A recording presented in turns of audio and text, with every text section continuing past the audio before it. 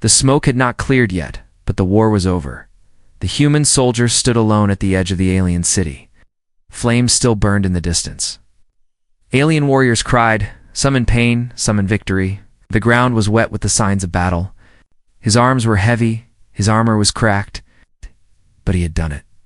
He had saved the planet. His name was Duran Cross, a veteran from Earth, sent to assist the alien king of Verelia during a surprise invasion. Nobody expected him to survive. But not only did he live, he turned the battle in their favor. Now, the alien king had summoned him. Duran walked through the massive golden gates of the palace. Strange glowing symbols lit the walls. Tall guards with reptilian skin moved aside without a word. In the center of the throne room, on a high crystal seat, sat the alien king tall, cold, proud. The king did not clap. He did not smile. You fought. Well, the king said. His voice echoed like thunder. What a Darren Verelia from ruin. Darren bowed slightly. Just did what I came for. You did more than that, the king replied, standing slowly. He raised his hand and waved. The floor shook as a heavy metal door opened behind the throne. 3 alien women were pushed forward in chains. Darren's eyes narrowed. They were beautiful in a wild, dangerous way. All 3 looked different, one tall, with red tribal marks, another short but muscular with sharp golden eyes, and the third one with dark hair and silver cuffs glowing faintly. But what was the same in all of them? Their eyes. Defiant. Unbroken. Angry. These females, the king said, stepping closer, were once loyal. Now they rebel. They fight our order. But they are strong, rare, and untrained. A gift to you for what you've done, Darren blinked. You're giving them to me? They are yours to tame, or free, or destroy, the king said, voice flat. They will not follow me. Perhaps they will follow you. The woman with the red marks spat on the floor. We follow no one. The short one hissed, her chains rattling. The third one said nothing, but she stared directly at Duran, as if searching for something in his face. Duran looked at the guards. Is this a joke? No, said the king. You saved our people. We reward. You, take them. Do what you will. Darren clenched his jaw. He hated slavery. He hated chains. This wasn't a reward. It was a curse in disguise. But he knew better than to insult an alien king in front of his court. He stepped forward and looked into the eyes of the silent girl. Do you want to go back with him? She said nothing. Do you want to come with me? Still silent, but then the smallest nod, almost invisible. He turned. Fine, I'll take them, but not as property. You will learn, the king replied coldly, that kindness often ends in betrayal. Later, in his ship, Duran released their chains. He handed them clean robes and some food. They didn't thank him. They just stared, watched, waited. The short one finally spoke. You think you're different, human? All masters say the same. I'm not your master, Duran replied. The red-marked girl stepped close. Then what are you? He looked at her calmly. I'm just a man who didn't leave you behind. That night, he locked his door not because he feared them, but because he didn't know what they'd do. They were warriors, not servants. He could feel the fire burning in their souls. One thing was clear, this story was only just beginning, and Darren was now caught in a bond far stranger than any he had known. A bond not of power, but of broken trust and maybe the chance to rebuild something the galaxy had long forgotten. Not control, not fear, but choice. And somewhere in the dark, one of the alien girls whispered, maybe this one. It's different. The doors of his ship hissed shut behind them. But none of the 3 alien women moved. They stood in the cargo bay like statues, their sharp eyes scanning every corner, every vent, every tool. Darren watched them from a distance. He had given them food, warm clothes, and even opened the path to the exit, but they didn't run. Not even once. They had every chance to escape. But instead, they stayed. Watching, waiting. Almost like predators waiting for weakness. Darren didn't sleep. The first night, he sat upright in the pilot's chair, a pulse blaster across his lap. Not to use it, but because he didn't trust what he didn't understand. And nothing about these girls made sense. At dawn, he heard heavy footsteps in the hallway. He turned fast, but it was the red-marked girl. She didn't flinch. What? "Do you want?" he asked. She stepped into the cockpit and folded her arms. Her stare was like fire. "Why didn't you touch us?" Darren raised an eyebrow. "Excuse me? You were given slaves." "That's what your kind wants, yes?" she asked sharply. "I'm not like that," he said. She laughed bitterly. "They all say that, until they show their true face." She left before he could reply. Later, the short one found his toolbox and began pulling out wires. "You need help fixing this engine?" she asked, as if annoyed by its condition. Darren blinked, tech. She ignored his question and started working. That same day, the silent one followed him into the storage room. She didn't speak, but when he looked at her, she pointed to the rations and shook her head. "What? Not good?" She slowly picked up the packet, flipped it, and pointed at a symbol on the back of code in old alien script, one he didn't recognize. Then she spoke for the first time. "Poison. Slow." Darren snatched the packet from her hands and stared at the markings. He hadn't noticed it. Was it real? Or was she lying? Her eyes didn't blink. "You saved me," he said quietly. She didn't nod. She didn't smile. She simply walked away. That night something strange happened.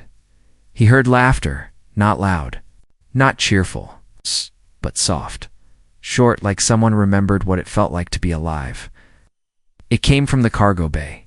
He peeked through the door. The three girls sat together in a circle. The short one was cleaning parts with a rag, the red marked. One was sharpening a blade made from scrap. The silent one had taken apart a cum device and was rebuilding it into something else. They looked like warriors, resting after a mission, not prisoners. Darren didn't step in. He didn't want to break the moment. But as he turned to leave, he heard the red-marked one say, "I still don't trust him." "I do," whispered the silent one. Darren stopped. "She sees something in him," the short one said with a small smirk. "If he tries anything, I'll break his legs." "Fair," the red-marked one muttered. He quietly walked away, heart pounding. They had the skills, the strength, and the time to kill him or escape. Yet they stayed. They built. They watched him not like prey, but like they were waiting to. See what he'd become? Why? What were they testing him for? The answer came 2 days later, when Duran found a strange mark drawn in dust on his ship's flora, spiraled with 3 lines through it. It wasn't random, it was old. He had seen it once. Buried in a Varelian ruins archive. It was a symbol used by royal assassins. And all 3 girls had the same mark. Burned faintly behind their left ears. These weren't just rebellious slaves. They were trained killers. Given to him as a gift or as a warning. Darren stood in the middle of the ship, staring at the quiet rooms around him. They had stayed for a reason. But what was it? To serve? To kill? Or something far more dangerous to choose? It's behind a half-open door. The silent girl stared at him again, still watching, still deciding. Darren wasn't looking for secrets. He just wanted to clean up the mess. He sat on the floor of his workshop, examining the metal chains that once bound the 3 alien girls. The cuffs were heavy, made of black steel with strange carvings on the inside, symbols that didn't match any prison brand he knew. He had taken apart hundreds of alien tools and weapons, but these chains felt different. Too personal. As he ran his fingers across one broken cuff, he felt a pattern 3 circles, connected by jagged lines. It wasn't just a design, it was a map. A memory from his time in the Varelian war files lit up in his mind. That same shape had been marked on a forbidden star chart, an ancient escape route, once used by traders during the fall of the First Varelian Empire. Why would that be carved into slave chains? He traced the symbols again, this time marking them down on his tablet. The shapes matched an abandoned system sector 9E. No one dared go there now. It was filled with dead satellites and broken moons. A graveyard. Why would slaves carry a map to a graveyard? He muttered. He didn't notice the silent one standing behind him until she spoke. Where did you see that? Adon jumped slightly. She had approached like a shadow, showed her the marked cuff. This was in your chain. Do you know what it is? Her eyes went cold. You weren't supposed to read that. Darren stood slowly. But I did. She stepped closer. You weren't supposed to understand it. Why is this in your chain? He asked, voice calm but firm. The other two girls appeared in the doorway. The red-marked one looked ready to fight. The short one crossed her arms. You've been digging through our things? She asked sharply. I was repairing the cuffs, Darren replied. Then I found this. You think I'm the only one who will notice it? The silent one turned to her sisters. He's already seen it. We have to tell him. No, said the red-marked girl. He's not one of us. He helped us, the short one added, but that doesn't mean he gets to know everything. Then explain why the king gave you 3 to me, Darren asked, looking at all of them. Why warriors, not servants? Why with secret maps in your chains? They went quiet. Finally, the silent one answered, because we are not slaves. Darren narrowed his eyes. Then what are you? We were weapons, she said softly, created in a lab, trained in a palace, turned loose in the galaxy to destroy enemies of the throne. Until we refused, said the red-marked one. We stopped obeying orders. The short one added, so the king gave us away. The silent one said, to you? Darren took a step back. Why me? Maybe to kill you, said the red-marked one, lips curling in a cruel smile. Maybe to test you, the short one whispered. Maybe, the silent one said, because he knew you'd uncover the truth. Duran looked again at the map. Then tell me what's in Sector 9E. The Gurras exchanged glances. A lab, said the silent one. The place we were made, where others like us are kept. Still alive? Duran asked. Maybe, she replied, or maybe forgotten, left to rot. Like we were, the red-marked girl growled. Darren looked at them with a new understanding. They weren't just angry women with wild tempers. They were survivors. Weapons that refused to kill. People who had never been treated like people. So, that's why you stayed, he said. You wanted to see what I'd do if I'd act like your old masters. They didn't reply, but they didn't deny it. You passed, said the short one after a pause. So far, Darren took the cuff and slid it into his jacket, and we're going to that graveyard. Together, the red-marked girl raised a brow. Why? Because no one deserves to be forgotten, Duran replied, not even weapons. There was a long silence. Then, one by one, the girls nodded. For the first time since they met, they didn't look like rebels or slaves. They looked like a crew, but above them, deep in orbit, a royal probe blinked awake recording. Watching, transmitting, and far away, in a golden throne room, the king smiled darkly. They took the bait, he said. The engine room smelled like burnt metal and old regrets. Darren stood with grease on his hands, his face smudged, sleeves rolled. Sparks flew as he reattached the final core bolt to the ship's hyperdrive. Behind him, the 3 alien girls stood, in silence, watching every move like it was a test. Maybe it was. He turned to them, holding out a power wrench. You're Red One, you're strong. Come tighten this. She narrowed her eyes. My name is Zara. Darren gave a small nod. All right, Zara, help me with this. She snatched the tool, her movements sharp, her jaw clenched. But she didn't. Refuse, he looked at the short one. You're good with circuits. I need you in the cockpit, rerouting the nav core. Can you handle it? She blinked. Of course I can handle it. And you, he turned to the silent one. You're observant. I want you watching our sensors. If anything moves in space, tell me first. The silent one tilted her head. You give orders without chains? I give trust, Duran said, wiping sweat from his forehead. Chains are useless when someone chooses to walk beside you. They didn't reply. Not then.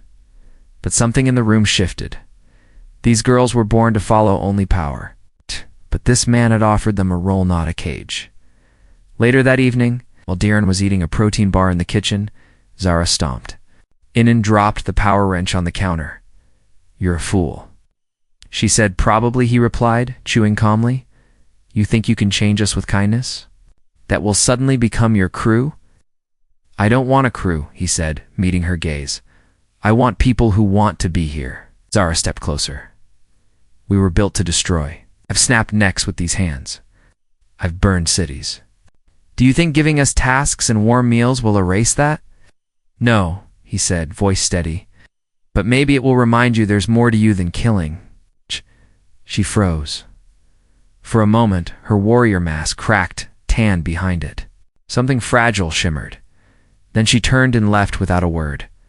Darren didn't chase her, but that night, the silent one, her name was revealed as Ilarion tarred his quarters without knocking.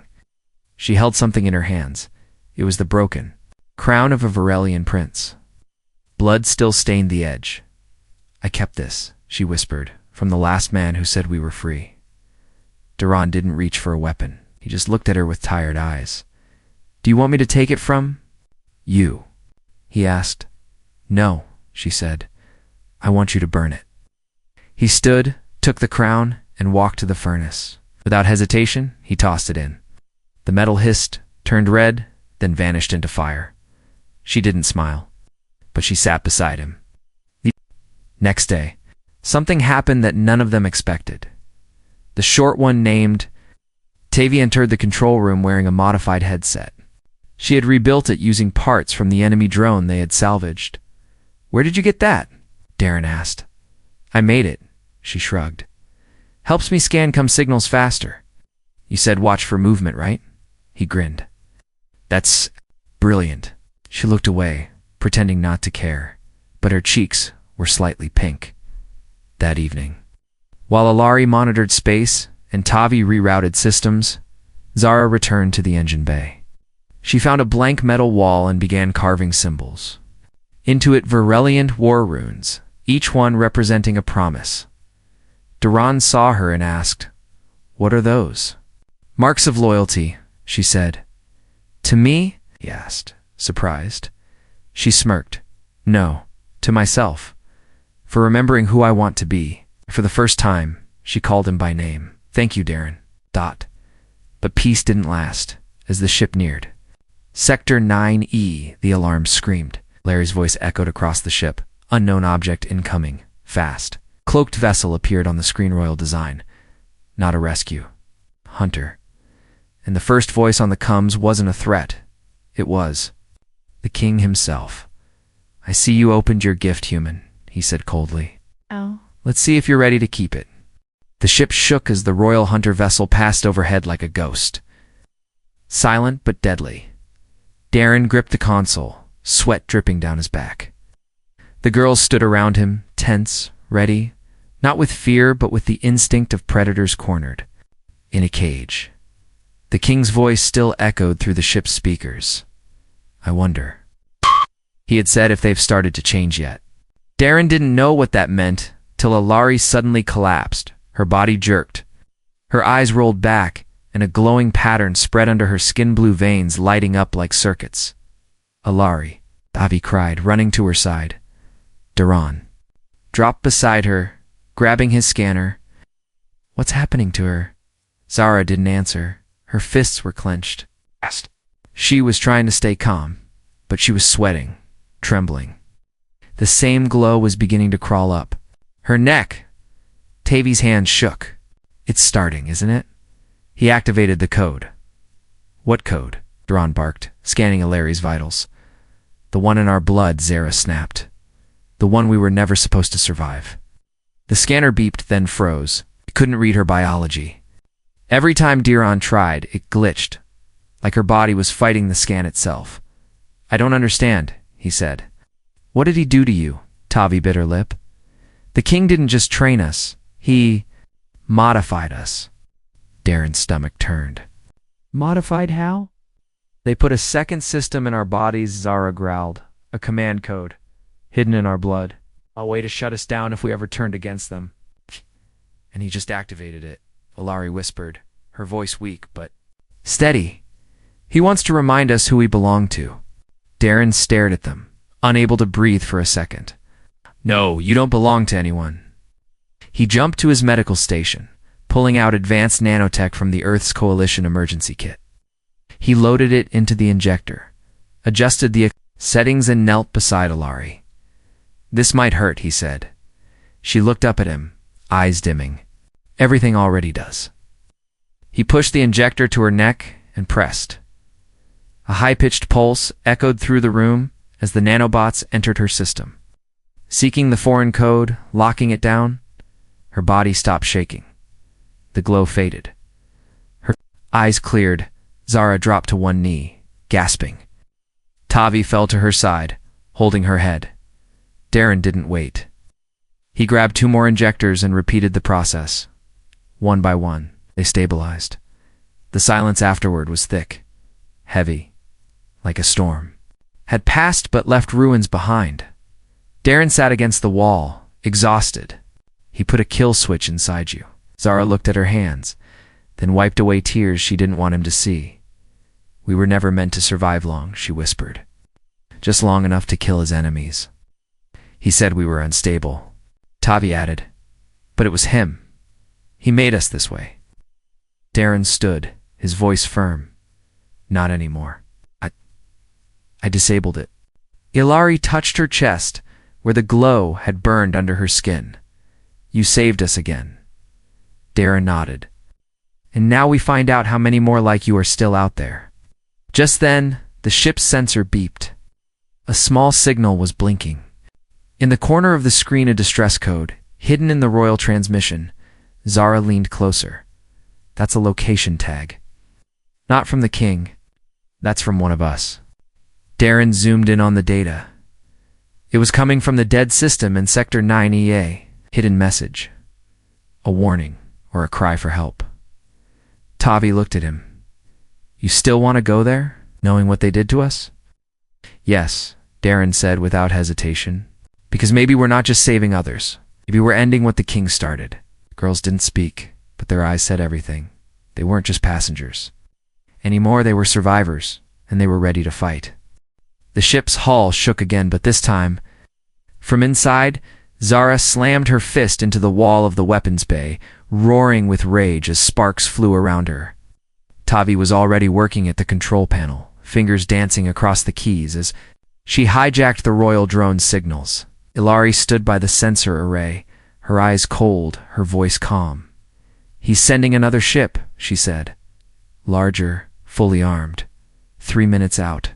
Darren stood at the center of the bridge, watching his crew move like trained storm. But this time, they weren't following a master. They were choosing to stand and fight, and not for a crown.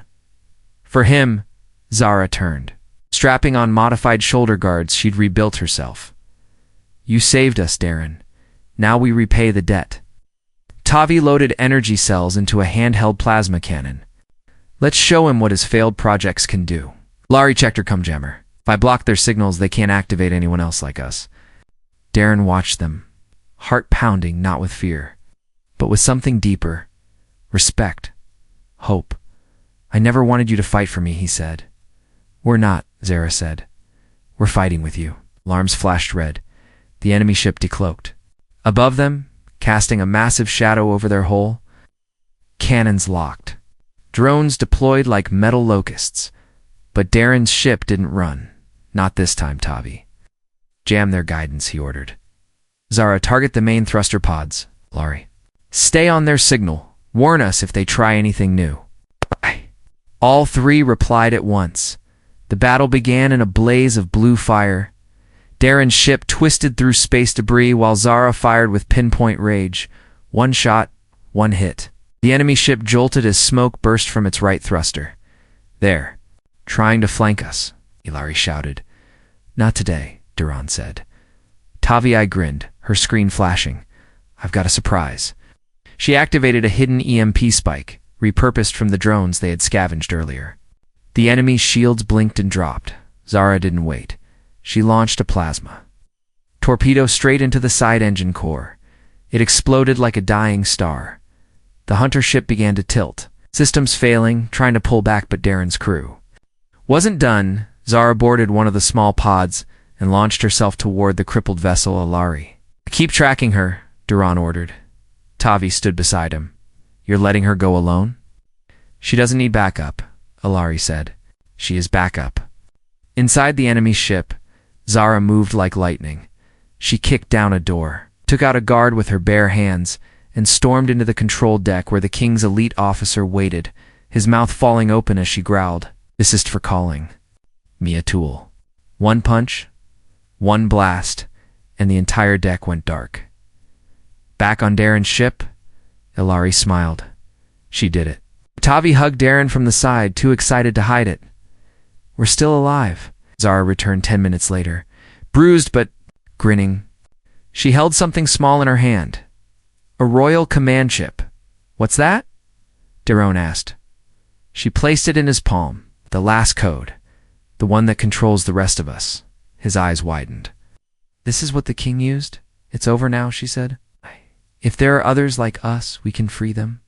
The ship drifted in quiet victory. But inside, something bigger had changed. These girls weren't weapons anymore. They weren't wild property to be tamed. They were protectors of a human who never asked for loyalty, but earned it anyway, as Darren patched up a console with Ilari beside him. He looked at her and asked quietly, "Why didn't you run when you had the chance?" She looked at the stars. "Because you made me believe I wasn't broken." Zara leaned against the door, arms crossed. "And now we've broken the king's hold." Tavi chimed in. "Time to finish this." Daron smiled. Sector 9E waited, and with these three beside him, he wasn't just flying toward a mystery. He was flying with family. The graveyard of Sector 9E stretched before them like a sky full of bones. Broken ships floated in silence, ancient debris spinning through the void. The stars here were cold, dying, forgotten. But the signal was still strong. It pulsed like a heartbeat from deep inside, a shattered research station. Darren stood at the helm, eyes locked on the signal's source. "This is where they made you." Ilari nodded slowly. "And where they buried the others who didn't obey." Tavi adjusted her headset. "I'm picking up more life signs. Faint. Some still moving." Zara tightened her gauntlets. Then, "Let's open the cage." They docked. The air inside the station was stale, filled with the scent of metal and memories. Lights flickered. Hallways groaned. Ice. It felt like the walls remembered every scream. But the girls didn't flinch. They led. The way Zara kicked open the security door. Behind it were rows of glass pods, most empty. Some cracked. A few still lit, glowing faint blue. Inside one, a girl opened her eyes. She looked barely alive and completely alone. Ilari rushed to the controls. "These pods are draining them. He left them here to die slowly." Tavi moved fast, her hands dancing. "Over wires, I can shut it down." Zara reached for her blade. "If anyone tries to stop us, I'll show them what a real failure looks like." No guards came. No alarms sounded. The place was abandoned, left behind like trash. Like the king had planned, Daron walked slowly down the line of pods, his heart twisting with every face he saw. So many like them. So many forgotten. He stopped at one chamber, bigger than the others. Inside was a small child, a girl, with the same marks as Ilari on her wrist. "Who is she?" he asked. Ilari stared, her voice trembling. "She's one of us, but younger." "Second generation," Tavi whispered. "She's scared." Daron placed his hand on the glass. The girl inside reached back, pressing her tiny fingers to his through the barrier. "No more cages," he said softly. He helped them override the system, unlock the chambers one by one. Some of the girls inside cried. Some stared in silence. Some simply collapsed in Zara's arms. And every one of them looked at Darren the same way. Not like a stranger, but like something they had never seen before. A protector. A man who didn't want to own them. A man who had come back. Hours later, aboard the ship, the rescued girls were fed. Warmed, held Zara stood at the viewing port, eyes locked on the drifting wreckage. We should have died there. But we didn't, Tavi replied softly. Ilari sat beside the smallest girl, brushing her hair gently, because he came. Darren leaned against the wall, tired but at peace. You're not slaves anymore, he said. You never were. Not. Zara turned toward him, arms folded. So what are we now? He looked at them, really looked at Zaratha warrior with fire in her soul. At Tavi, the sharp one with tech in her fingers and spark in her smile. At Ilari, the quiet shield, who watched over everyone, and all the others who now lived because they dared to disobey. You're free, Duran said. But if you stay, you're family. The room went still. Zara smirked. Then this family needs a new name. I vote we call it Trouble. Tavi laughed. Ilari smiled, rare and warm. I vote we call it Home. Duran nodded. Whatever they called it, he would protect it. Not because he owned them, because they chose him. And far away, deep in the shadows of the galaxy, the alien king sat alone in silence. His hunters gone, his command chip destroyed, his strongest weapons now called something else.